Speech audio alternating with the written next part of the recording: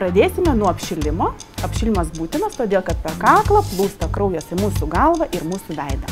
Užverčiame galvą ir verčiame į priekį. 5 kartais. Važiuojam. 1, 2, 3, 4, 5. Puiku, mūsų kaklas apšylo. Toliau mes turėtume apšilti centrinę veido dalį. Tai yra papūsti žandus. Tai ne tik raumens tempimas, bet ir apšilimas. Pučiame kairį ir dešinį žandą po 3 kartus. Sąžiningai darom balioną.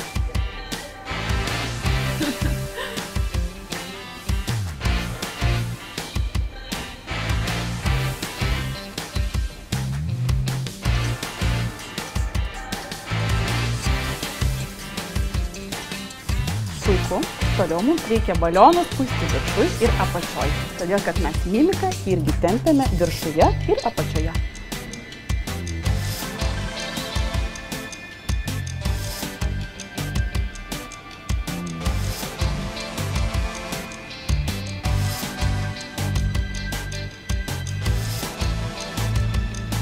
Paskutinis pratimas labai populiarus, tai yra pagurklis ir kaklas. Gražinkime mūsų kaklą ir pagurklį ir būkime liaunos, grakščios kaip burnas.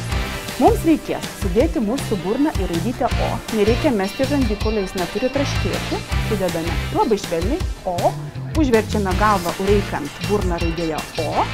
Ir sučiaupiame burną, padedame atgal žandikaulį.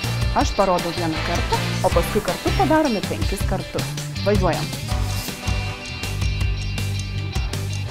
Grįžtame į pradinę padėtį ir jaučiame, kaip įsitempia raumuo vadinamas platizmas. Labai puikiai viskas veikia.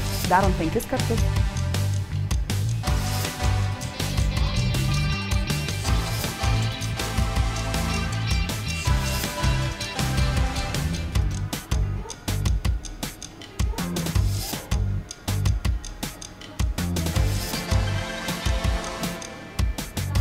Paskutinis kartas. Puiku, nuostabu. Užbaigiant mūsų treniruotę, galim tiesiog paimti ir pasimaivyti. Tai padės mūsų raumenis atsistatyti ir dar kartą užtvirtins visą mūsų darbą.